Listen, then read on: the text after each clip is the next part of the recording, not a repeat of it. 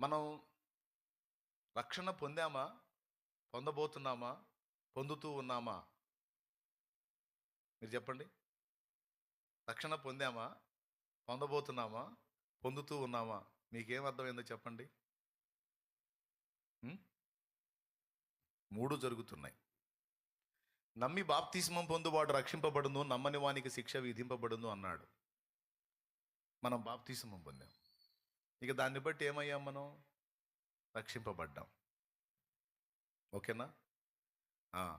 రక్షింపబడిన మనం ఆ రక్షణను జాగ్రత్తగా కొనసాగించుకోవాలి.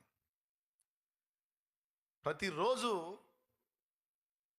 ఈ రక్షింపబడిన మనల్ని ఎలాగైనా సరే మళ్ళా లోకంలోకి తిప్పాలి అని అగచాట్లు పెట్టి, శ్రమలు పెట్టి, శోధనలు పెట్టి, రకరకాల వేదనలు పెట్టి, ఎదురు దెబ్బలు కొట్టి, రకరకాల ఆకర్షణలను చూపించి వాడు పడరాని పాటలు పడుతున్నాడు.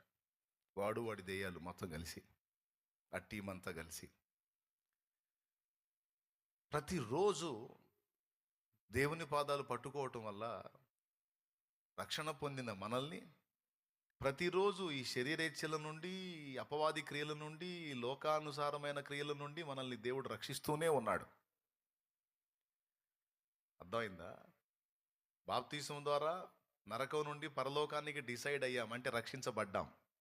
రక్షింపబడ్డ మనల్ని మళ్ళా వెనక్కి లాగటానికి ట్రై చేస్తున్నాడు. ఎందుకంటే మనం బాప్తీసం పొందగానే పరలోకం పోలా, భూమి మీదే ఉన్నాం. ముంచినట్టు పైకి పోయే పని అయితే గొడవే ఉండేది కాదు. దేవునికి స్తోత్రం. హల్లెలూయా. కానీ ఏం చేద్దాం, ముంచినోడు మళ్ళీ పైకి వస్తున్నాడు, వచ్చినోడు మళ్ళీ కొన్ని సంవత్సరాలు భూమి మీదనే బతకాల్సి వస్తుంది. ఈ బ్రతుకులో వాడు నిత్యము దాడి చేస్తున్నాడు, ఏ విధంగానైనా ఎఫెక్ట్ చేయాలని. మన శత్రువు. ఆ శత్రువు దాడి నుంచి ప్రతిరోజు ప్రార్థించడం ద్వారా, వాక్యం ధ్యానించడం ద్వారా, దేవుని పాదాలను ఆశ్రయించడం ద్వారా, మనల్ని మనం హెచ్చరించుకోవటం ద్వారా, బుద్ధి చెప్పుకోవటం ద్వారా ప్రతిరోజు దేవుడు మనల్ని సేవ్ చేస్తానే ఉన్నాడు. నువ్వు బాప్తీసం పొంది ఎన్ని సంవత్సరాలు అయిందో నాకు తెలియదు, కానీ ఎన్నో శోధనలు వచ్చినాయి, ఎన్నో ఆటుపోట్లు వచ్చినాయి. ఒక రకంగా చెప్పాలంటే ఈ దెబ్బతో మన విశ్వాసం అయిపోయిందిరా అనుకున్న పరిస్థితులు కూడా వచ్చినాయి. అయినా సరే నువ్వు లైన్లో ఉన్నావు. సంవత్సరాలు గడిచినాయి, తిప్పుకోలేని శోధనలు వచ్చినాయి. అయినా సరే ఎట్లా నువ్వు తప్పించుకున్నావో, ఎట్లా తిప్పుకున్నావో, ఈ రోజుకి విశ్వాసంలో నిలిచి ఉన్నావు. దేవునికి మహిమ. దగ్గరికి ఒక విశ్వాసం వచ్చి, అయ్యగారు 10 సంవత్సరాల నుంచి మీ వాక్యాలు వింటున్నా, మీరు చెబుతానే ఉన్నారు, నేను వింటానే ఉన్నాను, మీరు చెబుతానే ఉన్నారు, నాకు ఒక్కటే గుర్తులేదు. అసలు మీరు చెప్పటం వల్ల ఉపయోగం ఏందండి అన్నాడంట. మీరు చెప్పటం వల్ల, కూర్చొని నేను వినటం వల్ల ఉపయోగం ఏంటి అన్నాడట. నేను చెప్పింది ఏమైనా అర్థమైందా మీకు? అర్థమైందా? పాస్టర్ గారితో విశ్వాసం ఏమన్నాడంటే, 10 సంవత్సరాలుగా మీరు చెబుతున్నారు, నేను వింటున్నాను, మీరు చెప్పేవి చాలా చెబుతున్నారు, కానీ నాకు ఒక్కటి గుర్తుంటల్లా. మరి గుర్తుండనప్పుడు మీరు చెప్పి ఫలితం ఏముంది, నేను విని ఫలితం ఏముంది అన్నట్ట.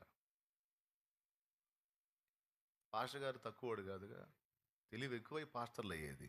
దేవునికి స్తోత్రం. తెలివి తక్కువే కాదు.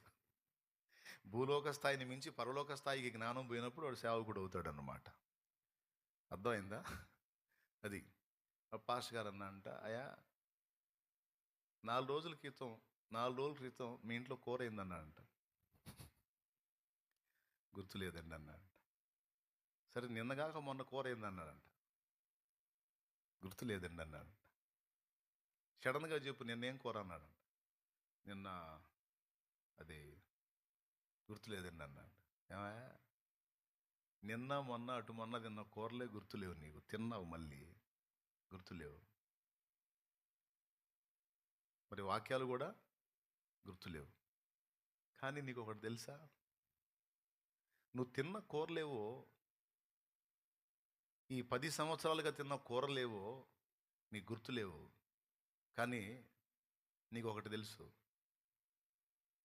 కూరలు తిన్నా, అన్నం తిన్న నువ్వు ఏమేమి తిన్నావో నీకు గుర్తులేదు, కానీ వాటి యొక్క శక్తి నీలో పనిచేసి ఈ 10 ఏళ్ళు నువ్వు బతికుంటానికి కారణమైంది.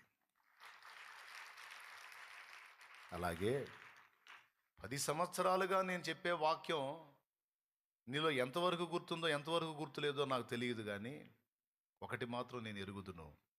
ఈ 10 సంవత్సరాలు నీకు ఎదురయ్యే దాడులన్నీ తప్పించుకొని విశ్వాసంలో ఇంకా నిలిచి యేసు దేవుడు నా రక్షకుడు అని అనగలుగుతున్నావంటే నా వాక్యాలు వ్యర్థంగా పోలా. అవి నీలో శక్తివంతంగా పనిచేసి నీ విశ్వాసం నీ భక్తి నిలిచుందరా పిచ్చోడా పో అన్నాడట. దేవునికి స్తోత్రం.